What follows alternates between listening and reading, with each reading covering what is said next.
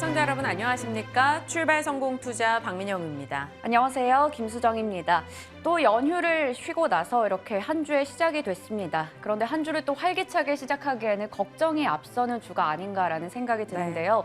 뉴욕 증시는 또 우리가 쉬는 동안에 하락 마감했습니다. 이 월가의 황제라고 불리는 다이먼 JP 모건의 CEO가 경기의 침체 우려를 또 경고하면서 이런 부분들이 증시를 짓눌렀고 또 반도체 지수가 급락하면서 반도체 관련주들도 힘을 받지 못하는 하루였는데요. 네, 이제 쉬는 날이 없다라고 해요. 올해 네. 남은 시간 동안. 그러다 보니까 시장이 이렇게 리스크가 가득한데 차라리 휴장이라도 좀 했으면 좋겠건만 하는 마음까지도 생겨나고 있습니다. 일단 여러 이슈들이 주말 사이에 또 연휴 사이에 쏟아졌기 때문에 그 내용들 지금부터 같이 정리해 나가도록 하죠. 가장 먼저 우리가 체크해야 되는 부분은 이 고용 데이터가 되겠습니다. 주말 사이에 쏟아졌던 이슈 중에 첫 번째로 거론이 되는 부분인 거죠. 일단 비농입니다. 고용을 할 만큼 경기가 아직은 괜찮다라는 거고요. 실업률은 예상을 하회했죠. 실업률이 떨어진다, 고용시장이 탄탄하다로 해석이 될 수 있겠죠. 경기는 아직까지 버텨주고 실업률은 낮아지고 있는 상황이고 임금은 예상치에 부합하는 정도, 그러니까 아직까지 인플레를 더 잡아야 한다라는 거죠. 9개월 연속해서 시간당 임금이 여전히 5%대에 머물러 있습니다. 이 말은 즉슨 고용시장 견고하고 인플레 잡아야 되니 더 강한 긴축을 쓸 수 있다로 해석이 됐습니다. 그러면서 피봇에 대한 기대감이 사라졌고요. 11월 75bp 인상 확률은 빠르게 80% 이상까지 올라가기도 했습니다. 그리고 달러와 국채 금리가 또다시 급등했고 그게 뉴욕장을 누르는 움직임이 나타났죠. 그러면서 뉴욕장이 같이 타격을 받았습니다. 여기에 왜 이렇게 말들을 많이 하는지요. 일단 경기 침체를 경고하는 목소리가 계속 나옵니다. 앞서 수정 앵커 언급 주셨다시피 JP모건 CEO 제이미 다이먼도 경기 침체 가능성 곧 올 것이다라고 얘기를 했고요. S&P 500 기준으로 지금보다 20% 더 떨어질 수 있다라는 경고도 내놨습니다. 그 밖에 세계은행이나 IMF 등에서도 같은 목소리를 내놨고요. 그러다 보니까 증시는 당연히 좀 억눌릴 수밖에 없습니다. 우리가 쉬는 동안 있었던 뉴욕장의 흐름인데요. 필라델피아 반도체 지수가 10월 7일에는 6% 이상 빠졌습니다. 우리가 어제 휴장인 게 얼마나 다행이었나라는 생각도 드는데요. 어찌됐건 오늘까지 반도체 쪽 타격이 상당히 크게 나타났습니다. AMD가 실적 부진을 꺼내놓으면서 14% 10월 7일에 급락했고요. 오늘 장도 1% 이상 밀렸습니다. 그리고 미국이 중국을 향한 반도체 수출 규제가 미국 반도체 업체에겐 당연히 매출 감소에 대한 리스크로 이어질 수 있겠죠. 같이 밀려나는 모습이 나타났고요. 엔비디아, 인텔, 마이크론, 퀄컴, 브로드컴 너나 할 것 없이 다 빠지면서 전체적인 반도체 섹터가 당연히 제일 좋지 못했습니다. 자, 이렇게 고용과 반도체 이슈가 시장을 짓누르고 있는 가운데 반도체 쪽에 좀 더 타격을 줄 수 있을 만한 내용이 나왔어요. IDC 측에서 3분기 세계 PC 출하량이 15% 줄었다라고 전달했습니다. 수요에 대한 리스크를 다시 한번 확인할 수 있는 정도죠. 델과 HP, 레노버 등은 부진했는데 눈에 띄는 건 이 버건디 컬러입니다. 애플 같은 경우는 맥컴퓨터 40% 폭증을 했다라고 하네요. 여전히 탄탄한 수요를 확보하고 있는 애플인가라는 생각을 하게 됩니다. 시장은 지금 수요가 명확히 버텨줄 수 있는 곳과 아닌 곳을 정확하게 갈라나가고 있습니다. 그중에서 나름 슬프게도 수요가 버텨주는 쪽이 방위산업 쪽인 것 같습니다. 주말 사이에 들려왔던 또 다른 핫 이슈가 바로 이건데요. 러시아와 크림반도를 잇는 크림 대교를 우크라이나가 폭발시켰다라는 소식이 들려왔고요. 그러자마자 러시아 측에서 굉장히 강경하게 액션을 취합니다. 강경파로 책임자들을 모두 교체하는 움직임이 있었고 우크라이나로 무려 미사일을 75발을 발사시켰습니다. 그러면서 우크라이나 곳곳의 건물들이 파괴되는 영상을 우리가 확인할 수 있었죠. 지정학적 리스크가 다시 커지고 있다는 겁니다. 이 중국에서도 대만은 중국에서 뗄 수 없는 영토다. 그리고 히토류 수출로 우리는 반도체를 반격하겠다라고 밝혔습니다. 그러면서 반도체 히토류의 싸움도 커질 거고요. 지정학적 리스크가 곳곳에서 불거지고 있습니다. 그러다 보니 이거래일 동안 지수가 그렇게 눌리는 과정에서도 방위산업주들은 미국에서 경고했다라는 점이 눈에 띕니다.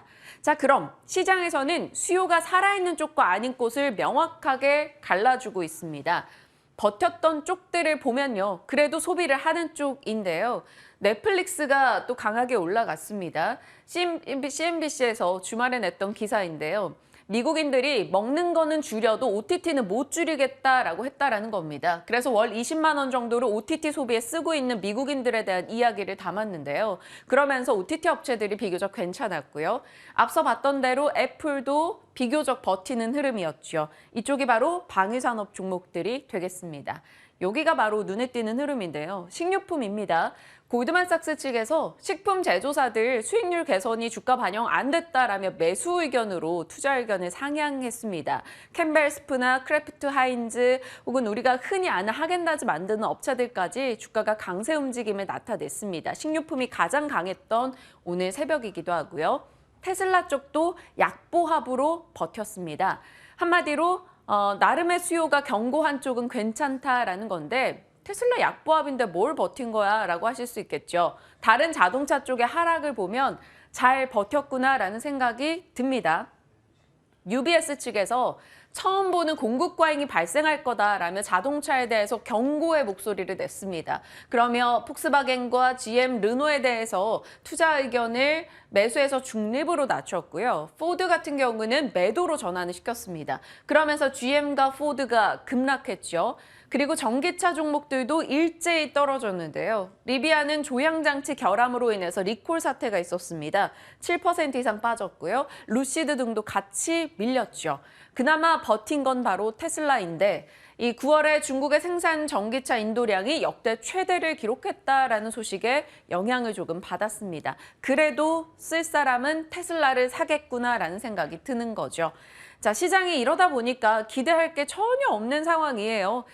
그래서일까 이 증안펀드가 그나마의 위로가 됩니다.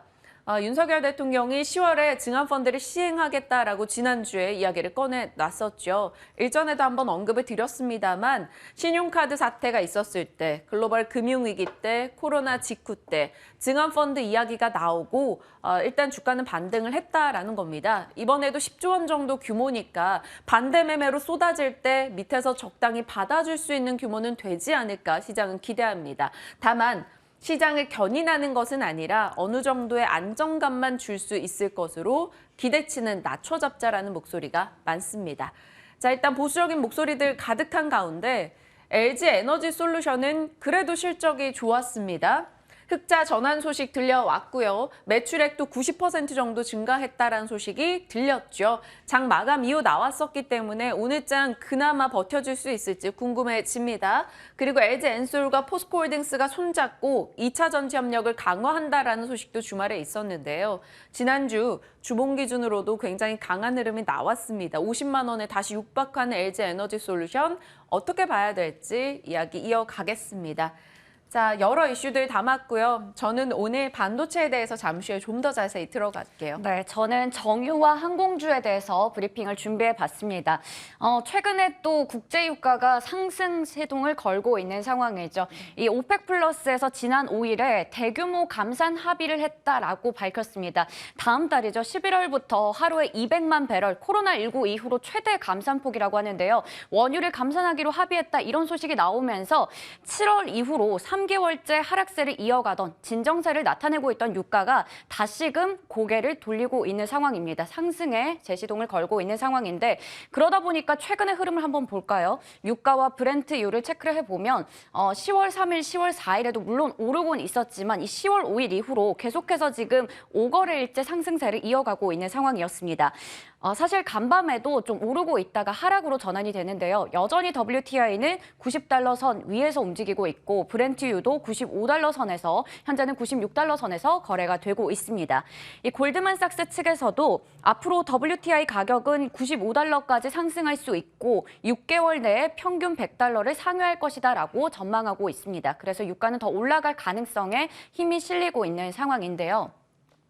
끊을 수 없는 악순환인 것 같아요. 이 원유를 감산하게 되면 유가가 올라가고 또 고유가가 되면 고물가로 이어지고 그렇게 되면 또 연준에서 또 주요국의 중앙은행들이 금리를 각각 올리게 됩니다. 그렇게 되면 또 경기 침체로 이어지는 정말 이 악의 고리가 반복된다라고밖에 볼 수가 없는데요. 그러다 보니까 정유주에게는 이게 어떻게 보면 호재가 되면서도 악재가 될 수 있는 것 같습니다. 최근에 5거래일 동안에 정유주들 국내에서 시세를 좀 체크를 해보면요. SK이노베이션은 9%대로 강했습니다. 그리고 이 국동유화라던가 SK가스라던가 뭐 S오일 등등 모두 다 강한 흐름을 나타냈습니다. 그런데 정제 마진이 급락하면서 3분기에 정유업계 실적 눈높이가 지금 하향 조정이 되고 있는 건데요. 2분기에는 고유가와 정제 마진의 초강세 속에서 어닝 서프라이즈를 기록했었는데 이 정제 마진이 떨어지고 있다는 겁니다. 앞서 SK이노베이션은 특히나 좀 강한 흐름 나타냈는데 배터리 사업을 병행하고 있기 때문에 순수 정유 사업만을 하고 있는 S오일을 좀 더 체크해 보도록 하겠습니다. 이 S오일 같은 경우에는 지금 여러 증권가에서 지금 실적 눈높이를 낮추고 있는 상황인데요. 신한투자증권에서는 3분기 영업이익이 전분기 대비해서 72%가량 하회할 것이다라고 보고 있습니다. 그러면서 컨센서스도 밑돌 것으로 예상하고 있는 상황이죠. 그런데 이 S오일에 대해서는 증권가에서 많은 또 의견이 나오고 있는데 대체로 또 보고 있으면 그래도 뭐 목표 주가는 하향 조정했지만 매수가는 그대로 목표 주가는 하향 조정했지만 투자 의견은 매수로 그대로 유지를 하고 있었습니다. NH투자증권에서는 우려 요인은 있지만 조정폭이 과도했다라고 보면서 목표 주가는 11만 5천 원으로 내렸지만 투자 의견 그대로 유지하고 있었고요. 하이투자증권에서는 연말에는 정제 마진이 반등할 수 있다는 부분을 기대해보자 얘기하면서 정유 업종 내에서는 최선호주로 꼽고 있었습니다. 그리고 신한증권에서도 목표 주가를 13만 원으로 하향 조정했지만 투자 의견은 여전히 매수로 유지를 하고 있었습니다. 이 정유주와 관련해서는 우리가 좀 투자 의견을 어떻게 잡으면 좋을지, 방향을 어떻게 설정하면 좋을지 이야기 잠시 후에 나눠보도록 하겠습니다. 그리고 지금처럼 이렇게 환율이 올라가고 유가가 여전히 부담되는 상황에서 항공주는 또 발목이 묶이는 게 아닌가라는 우려가 나오고 있죠. 팬데믹 이후에 좀 어느 정도 이제 해외 노선이 안정세를 찾으면서 이제는 좀 수요를 기대해 볼 수 있지 않을까라는 생각도 했었는데 여전히 부담이 되고 있습니다. 환율이 1,400원 선 위에서 움직이면서 항공 운임이 올라가고 있고 국제 유가가 재급등한다는 우려가 있습니다. 상반기에 국제 유가가 120달러 선이었는데 그게 또 90달러 선까지 내려와서 이제는 좀 괜찮지 않을까 했는데 다시 또 유가가 올라가고 있기 때문이죠. 대표적으로 이 항공주는 고환율 피해주인데 항공기 리스료라던가 대규모 외화 부채 때문입니다. 그런데 이 한화투자증권에서는 이런 얘기를 하더라고요. 환율과 무관하게 오히려 지금 같은 상황에서 항공 수요 비중이 높은 상용 수요의 비중이 높은 미주 노선 쪽을 보거나 아니면 규제가 지금 점차적으로 완화되고 있는 일본 노선에 우리가 집중할 필요가 있다라는 이야기를 하고 있었습니다. 그렇다면 항공주들의 주가 흐름은 어땠을까요? 우선은 전일장에서는 제주항공을 제외하고는 모두 다 상승불을 켰었고요. 최근에 5거래를 보시면 에어부산은 18%가량 좀 빠지는 모습이 나타났습니다. 그런데 아직까지 연초 대비해서 항공주들 흐름을 보면 여전히 갈 길이 멀다라는 생각밖에 들지가 않는데요.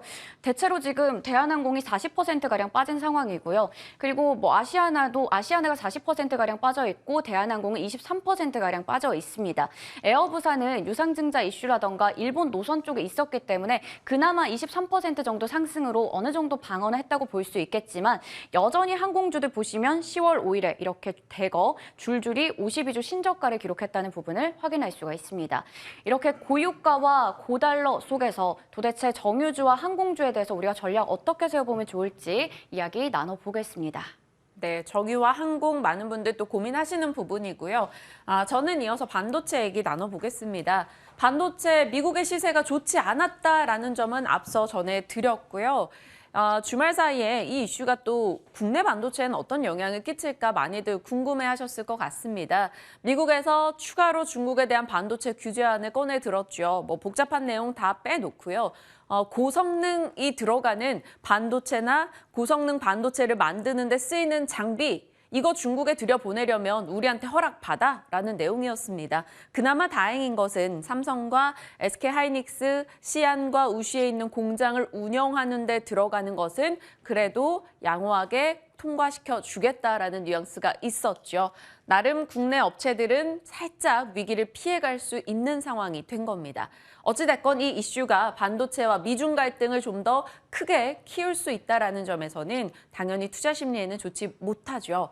자, 이를 두고 삼성전자와 하이닉스에 대해서 상당히 걱정스러운 목소리를 내는 건 당연할 수밖에 없습니다. 사실 언제 또 미국의 입장이 바뀌어서 추가적인 규제안이 우리를 옥죄일지 모르는 부분이기 때문인 거죠. 추가 규제의 불확실성을 안고 있으나 그래도 시장 일부에서는 길게 봤을 때 이거 괜찮을 거야 라는 위로의 목소리도 있습니다. 과거 LG 디스플레이 사태 때와 좀 비교를 하는 이야기가 나왔는데요. 2007년도에 LG 디스플레이 같은 경우는 막 승승장구하는 흐름이 있었습니다. 그랬는데 이때 당시에 중국에서 LCD 저가 물량을 쏟아냈었죠. 그러면서 중국이 점유율을 다 빼앗아가면서 LG 디스플레이의 주가가 한 80% 정도 수년 동안 빠지는 흐름이 있었습니다. 이때처럼 중국에서 물량 공세 혹은 중국의 반도체 굴기 이런 것들이 국내 업체들을 오히려 압박할 수 있을 텐데 이렇게 미국과 중국의 갈등으로 인해 중국의 반도체가 눌리게 된다면 중장기적으로 삼성과 하이닉스 그래도 오히려 나은 거 아니야? 라는 시각도 등장을 합니다. 그래서 이 부분 좀 긍정적으로 봐도 될지 잠시 후 이야기 나눠볼 거고요. 지금 반도체를 둘러싸고 있는 업황에 대해선 계속 보수적인 목소리가 나옵니다. 최근 들어 모건 스탠리는 그래도 이제부턴 괜찮다라는 의견을 내놓긴 했지만요. 반도체 안 좋다 하니까 곳곳에서 감산의 이야기를 꺼내놨죠. 감산하거나 투자를 줄인다라는 얘기인데 삼성 측에서는 우리 인위적 감산 안 할 거야 라고 이야기를 한 바 있었습니다. 그래서 과거의 감산 사이클 때 삼성은 어땠는가 한번 뒤적거리며 찾아봤죠. 2013년도 자료까지 내려갔습니다. 그때 흐름을 보니까요. 글로벌 반도체 산업 매출 순위를 보니 1995년도부터 치고 올라오면서 삼성이 입지가 탄탄해지는 걸 확인할 수가 있습니다. 자, 1980년대 후반에 글로벌 반도체 업체들은 감산을 시행합니다. 삼정 호황 끝나고 반도체 타격이 조금 있었기 때문인 거죠. 그래서 곳곳에서 감산을 하는데 삼성은 이때 감산을 하지 않았습니다. 그리고 나서 반도체 업황이 되돌리는 시점에 생산량이 확보가 되어 있다 보니까 삼성은 많이 팔 수 있었던 거죠. 그러면서 삼성의 입지가 빠르게 올라왔었습니다. 이번에도 과거처럼 감산 사이클에서 배짱을 부리다가 탄탄히 점유율을 더 키워갈 수 있을지 궁금해지기도 하고요.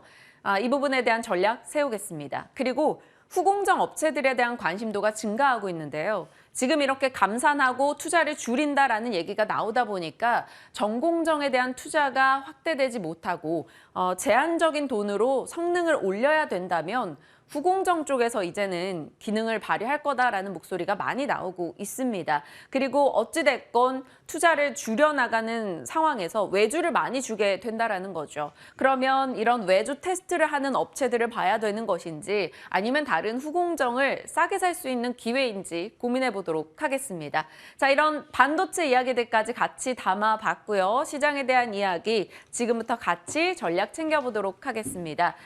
진만쌤과 함께 하도록 하겠습니다. 전략 나누러 가시죠.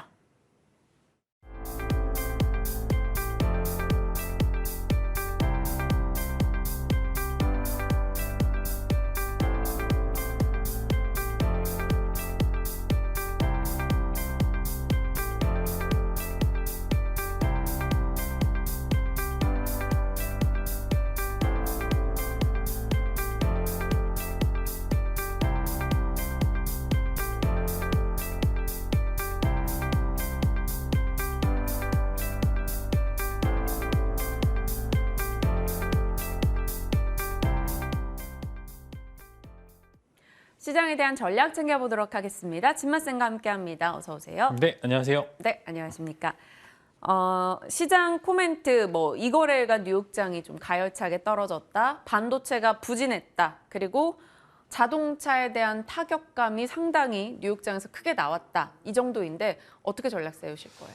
네, 일단은 어제 사실 반등이 좀 나왔으면 좋았을 구간이고 이미 반등이 나와도 괜찮을 만한 구간이긴 했는데 일단은 중요한 게 매수세가 모두 사라졌습니다. 예전에 이제 나스닥을 견인했었던 중요한 포인트는 바이 더 딥, 즉 이제 저렴하게 주식을 살 수 있는 기회라고 생각했던 여러 가지 부분들이 강한 매수세를 동반을 하면서 이제 나스닥 혹은 이제 다우나 S&P를 끌어올리는 주요한 원인이 이슈가 됐었었는데 지금은 이런 부분들이 전혀 작동을 안 하고 있습니다. 이제 예전에 했던 부분들, 즉 지금은 우려 섞인 부분들이 먼저 있기 때문에 누구 하나 선뜻 손을 뻗기 어려운 시장이기도 하고 또한 이미 이전에 싼 줄 알고 덜컥 샀다가 이제 물렸던 그런 기업들도 존재를 하기 때문에 사실 이런 여러 가지 이슈들 때문에 좀 이제 뉴욕 시장이 금요일 날 특히 이제 사실 좀 알고 있었던 이슈긴 했어요. 이제 연준에서 나왔던 여러 가지 이야기들을 보면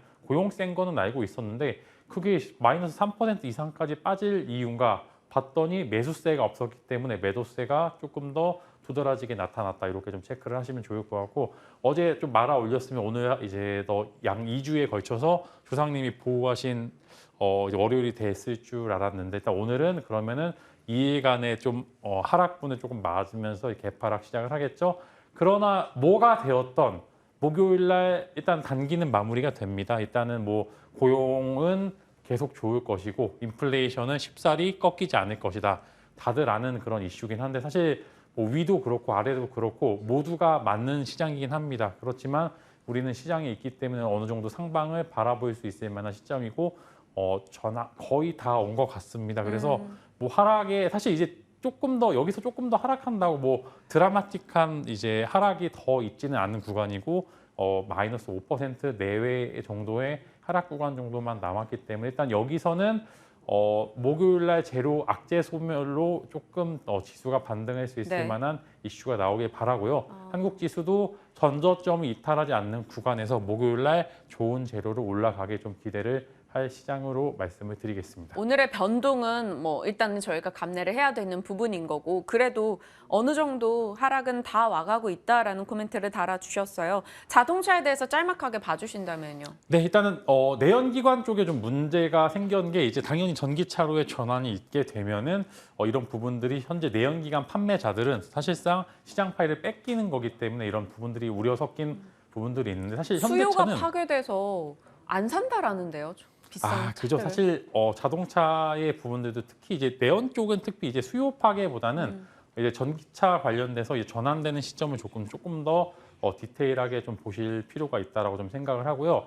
이제 사실 내연은 이제 거기서 거기인 것 같습니다. 사실 이제 브랜드 차이도 좀 있겠지만 일단은 전체적인 시장 파일을 전기차에 뺏기는 게 우선적인데 이거는 현대차는 사실 작년에 현대차를 눌려왔었던 주요 이제 연초에 눌러왔었던 이제 주요 원인 중에 하나이기 때문에 저는 오히려 현대차는 계속적으로 이제 시장에서 보여주고 있기 때문에 저는 괜찮을 것 같고요. 수요 파괴의 입장은 지금 이제 두 가지 포인트가 있죠. 테슬라가 이제 생산량은 늘었는데 인도량이 줄었고 현대차도 인도량이 줄었다고 이제 지난주에 한번 코멘트를 드린 적이 있었는데 이 부분들이 사실 이제 IR을 통해서 실제로 경기 침체에 대한 우려로 전기차 수요가 꺾였는지 여부는 아직 불확실하기 때문에 지금은 일단 포드만 빠졌습니다. 오늘 보시면은 다 빠졌기보다는 테슬라는 또 오히려 견고했고요. 리비아는 개별적인 이슈 때문에 빠졌고 포드는 이런 이제 내연 기간이기 때문에 먼저 우선적으로 좀 이제 수급이 빠져나갔다라는 포인트. 현대차는 지금 전기차 쪽으로 조금 더 비중을 크게 실었기 때문에 사실 내연 기간 잘 팔린 걸로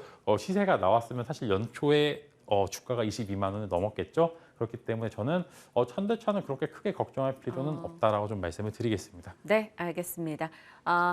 추가적인 질문들은 시간이 남을 경우에 하도록 하겠습니다. 왜냐하면 할 게 많아요. 저희 정유랑 항공도 봐야 될 것 같아요. 앞서 수정일거가 브리핑 해줬습니다만 유가가 밤사이는 살짝 내렸으나 사실 다시 $100 이야기 나오고 $110 전망까지 나오고 있는 상황입니다.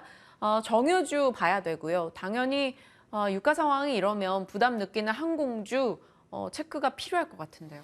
네, 일단은 유가가 오르는 구간도 맞고 아마 조금 더 오르지 않을까라고 좀 말씀을 드릴 수 있을 것 같은데 뭐 사실 경기 침체에 대한 우려는 원래 원자재의 강한 하락을 끌어올릴 수밖에 없는 구간인데 또 감산을 하게 되면 또 가격이 오른다라는 또 시장의 또 주요한 이제 원칙이 있기 때문에 이런 부분들에서 감산해서 당연히 유가는 조금 상승할 수가 있다. 근데 정유주는 사실 한국에 있는 정유주들은 해외에서 이제 정유를 가져와서 좀 정제하는 구간이 충분히 있기 때문에 사실 고유가가 지속이 됐죠. 지금 보시면 3월부터 지금 현재까지 거의 이제 반년 이상 지속이 됐는데 이렇게 되면은 비축유가 고갈이 되면서 이런 비축유가 계속 고갈이 되면서 예전에는 30불이면 샀던 원유를 지금 60불, 70불, 80불의 유가에 가져와서 다시 정제를 해서 팔거나 아니면은 이제 여러 가지 이슈들로 이제 좀 이제 보게 되는데 그렇게 되면 당연히 매출이나 영업이익이 줄 수밖에 없어요. 왜냐하면은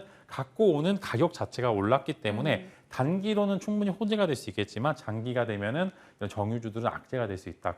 그러나 일단 원유 상승으로 인해서 단기적인 기술적 모멘텀 갔기 때문에 뭐 이제 S-오일이나 SO일 같은 이제 중요 기업들 혹은 개별적으로 좀 시세가 붙는 작은 기업들 중앙에너비스나 흥구석유 같은 기업들은 5에서 10%의 단기 반등 구간이 존재했다는 한다는 말씀을 드리겠고요. 이어서 네. 항공주 코멘트 드리면은 항공주는 사실 이전에 실적이 너무 잘 나왔습니다. 사실 이런 운임 지수로 인한 이제 항공 화물 때문에 오히려 호황기 때 못 누리는 기업이 굉장히 많죠. 이제 대한항공이 이런 비슷한 케이스고요. 아시아나항공이나 기타 LCC들은 여전히 이제 실적이 회복될 기미가 보이지 않습니다. 그렇기 때문에 사실 투자 자체는 조금 보류하시는 게 좋을 것 같다라고 좀 말씀을 드리고 기왕 항공주 투자하실 거면은 대한항공 쪽으로 하시는 게 좋을 것 같고 이제 좀 이런 리오프닝 쪽 보시는 분들께서는 최근에 이제 커머스 쪽으로 좀 굉장히 좀 활발히 하기 때문에 하나투어나 이제 이런 이제 여행사 쪽으로 한번 관심을 가져보시는 게 좋을 것 같습니다. 요즘에 뭐 대만이나 일본이나 여행에 대한 예약이 폭증하고 있다는 소식 등도 전달이 되다 보니까 여행주 쪽에 그래도 좀 더 일부 포인트 맞춰주셨어요. 정유, 항공, 여행주까지 코멘트 같이 나눴고요. 반도체 가겠습니다. 저희 뭐 진맛생과 반도체 얘기는 계속 해왔던 거고요. 근데 일단 미국에서 중국의 반도체를 눌러보겠다라는 강한 의지가 좀 드러나는 수출 제재를 내놨습니다. 그 가운데서 삼성전자와 하이닉스의 역할이 좀 중요할 것 같은데요. 네, 이거는 사실 미국은 처음으로 이제 이런 이슈로 많이 좀 하락하지 않았었는데 한국은 이미 이 이슈로 많이 하락을 했죠. 네. 이미 나왔고 우려했던 부분들이 있어서 이제 약 한국 정부가 어느 정도 협의를 좀 하고 있는 구간이긴 한데 이제 실제로 이제 주요 내용을 보면은 일단 뭐 장비 쪽의 수출이 좀 많이 제한이 되고 뭐 이제 고급 공정에 대해서 반도체가 중국에 들어가는 걸 조금 이제 방지를 하겠다. 이제 이런 주요 여러 가지 내용이 있는데 10월 12일 정도에 이런 내용에 대해서 주요 브리핑할 이제 미국 쪽에서 주요 브리핑을 할 예정이니까 그때까지는 이제 어떤 주요가 이슈가 있어요. 사실 끌어내릴 수 있을 만한 이슈긴 합니다. 지금은 악재가 극대화되고 있는 시장이기 때문에 이런 이 작은 이슈들로도 하락할 수가 있는데 지난주에 굉장히 좋았습니다. 이제 지난주에 가장 좋았던 이유는 겨울이 결정이 좀 지나가고 있다. 이미 주요한 이제 여러 가지 2등이나 3등 이제 주들이 감산을 시작하긴 구간이긴 하고 그렇게 된다면은 이제 어느 정도 감산으로 인해서 가격 방어가 좀 되지 않을까 가장 어려울 때 그렇기 때문에 주가가 상대적으로 굉장히 강한 반등을 보여줬었고 오늘 또 사실 지수 때문에 좀 하락을 할 수밖에 없는 구간이긴 네. 하지만 그래도 이제는 이런 오히려 이슈들로 장기 모멘텀을 보유했다라가 좀 중요한 것 같습니다. 이제 중국 쪽의 성장을 조금 이제 막았기 때문에 오히려 장기로 보면은 지금 시장은 공룡들이 다 지배를 하고 있어요. 이제 디램은 삼성전자, 하이닉스, 마이크론, 낸드는 이제 삼성전자, 키옥시아, 그다음에 하이닉스. 근데 중국 업체가 이제 점유율을 가져오지 못하게 된다고 하면은 지금 공룡들이 향후 나중에도 다음 사이클 때 좋은 사이클을 가질 수 있을 만한 점유율과 기술을 보유하고 있는 시점이기 때문에 저는 오히려 장기 모멘텀이 확보가 됐기 때문에 지금 구간에서는 적극적으로 매수하셔도 된다. 지금 특히 하이닉스 같은 경우에는 리먼 때만큼 지금 이제 지수가 하락한 상황이기 때문에 주가가 하락한 상황이기 때문에 저는 진짜 지금 안 사면 반도체는 언제 사냐. 이제 나중에 또 좋아질 때 하지 말고 지금 좀 긴 롱텀으로 보셨을 때는 현재 구간은 굉장히 매력적인 구간이다라는 말씀과 함께 삼성전자는 감산을 안 합니다. 근데 삼성전자는 매번 중요한 번곡마다 선택을 했고요. 이 선택이 현재 삼성전자를 만들었던 주요한 역사가 됐던 것 같습니다. 그래서 저도 이번에 삼성전자가 감산을 안 하는 이런 이제 선택에 좀 지지를 하고요. 이게 적어도 지금 당장은 아니겠지만 내년도에 여러분들의 주가를 회복시켜 줄 수 있을 만한 주 요소가 되게 좀 기대를 하겠습니다. 네, 삼성전자 하이닉스 지금부터 현금으로 좀 모아간다면 나중에 봄을 좀 누릴 수 있을 것이다. 이렇게 정리가 가능하고요. 후공정 업체들 얘기도 살짝만 해주세요. 시간이 많진 않지만. 네, 한국도 이제 뭐 굉장히 많이 좋은 뭐 디램이나 낸드 쪽을 제외하고 후공정이나 팹리스는 여전히 약합니다. 그래서 정부 정책 차원에서 충분히 조금 이제 지원이 가능한 부분들이 굉장히 많기 때문에 최근에 연초부터 해서 이제 팹리스 관련주들이 생각보다 이제 좋은 기사에도 불구하고 안 좋았던 게 아직 성장할 수 있었던 구간에서 반도체가 좀 겨울을 맞이했기 때문에 좀 이런 부분들이 좀 아쉽긴 하지만 후공정과 팹리스는 계속 관심을 가지셔야 되고요. 특히 후공정은 계속적으로 관심을 가져도 좋을 것 같은 게 설비 투자가 좀 제한이 되면 외주 계속적으로 줘야 되는 구간들이 있기 때문에 후공정도 마찬가지로 이제 중소형주들을 보시는 게 좋을 것 같다. 이제 제가 많이 말씀을 드렸던 하나마이크론이 많이 떨어지긴 했지만 여전히 저는 매력적이라는 구간과 함께 저라면은 현재 구간에서 안 담으면 언제 잠을 거냐라는 그런 말씀을 드리겠고 팹리스는 뭐 최근에 LX 세미콘이 이제 시스템 반도체 쪽으로 많이 진출을 하고 있는 것 같습니다. 뭐 코스피 상장 이슈도 있기 때문에 이런 관련주들 한번 관심 가져 보시면 좋을 것 같습니다. 지금 안 담으면 언제 담을 거냐 이 말이 왜 이렇게 맴돌게 되네요. 자, 지만스픽으로 가겠습니다. 지만스픽이 카카오그룹주인데 지난주에 목요일에 카카오그룹주 얘기했을 때 앞에 카카오 붙은 거 아직까지는 위험하다, 안 좋을 것 같다라고 얘기를 주셨어요. 올해 내내 사실 카카오그룹주에 대해서는 보수적인 의견 주셨고요. 금요일에 카카오페이가 14% 빠졌더라고요. 카카오도 7%, 뭐 뱅크, 게임즈, 카카오 사용재가 난리가 났습니다. 한 IB에서 매도 의견을 냈던데 카카오페이는 카카오 그룹주를 좀 그 의견을 다시 강조하시려는 거예요? 아니면 의견을 바꾸시는 거예요? 네, 혼냈습니다. 작년에 지난주에 좀 혼냈었는데 일단은 주가는 하락을 했고요. 일단은 여기서 이제는 관심을 가져볼 만한 그 이제 하나의 포인트가 있기 때문에 한번 관심을 가져보시면 좋을 것 같은 게 일단 카카오 본주 같은 경우에는 이제 워낙 시가총액이 빠졌음에도 굉장히 큽니다. 근데 이렇게 되면은 지수가 반등을 할 때 패시브 수급이 들어올 수밖에 없는 구간이 있기 때문에 이제 그 다음에 이제 분리를 많이 했죠. 뭐 카카오 게임즈, 카카오뱅크, 카카오페이 많이 분리를 하면서 이제는 이 하위 이제 좀 자회사들이 실적이 좋지 않더라도 카카오만 괜찮다고 하면 오히려 이제 카카오는 좋을 수 있습니다. 그래서 저는 이제 카카오에 대한 의견은 현재 구간은 담아봐도 될 만한 구간이다. 이제 제가 그때 이야기 드린 이유로 거의 10% 정도 빠졌죠. 네. 이렇게 되면은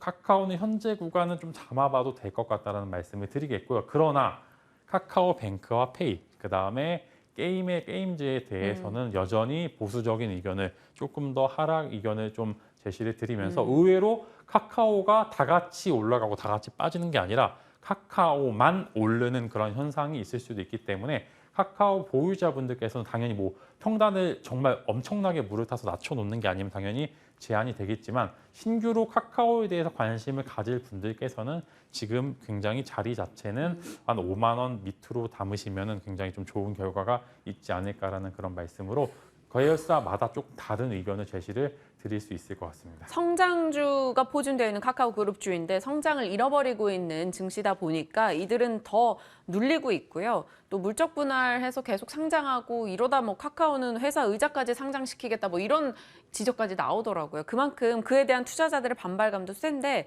어찌됐건 지금 나가고 있는 카카오 뱅크페이 게임즈에 대해서는 여전히 보수적 의견이시고 카카오는 이제 패시브 성격으로 들어오는 자금을 기대하는 거니까 뭐 사업이 엄청 잘 된다가 아니잖아요. 그러면은 단기 반등 정도인 거죠? 네, 단기 반등률. 사실 예전의 주가를 회복하기는 어렵다는 것을 여러분들도 사실 알고 계실 겁니다. 그래서 단기 반등 때는 의외로 이런 성장주들의 돈이 많이 쏠리는 현상은 매번 있었으니까 네. 반등을 노리고 목요일 전후로 해서 한번 5만 원 밑에서 카카오 본주는 담아 보셔도 좋을 것 같다라는 의견으로 마무리 짓도록 하겠습니다. 네, 삼성전자, 하이닉스, 카카오 그룹주 그리고 항공, 정유, 자동차까지 거의 뭐 증시 전 섹터를 훑어주셨습니다. 진만생과 전략 챙겨봤습니다. 고맙습니다.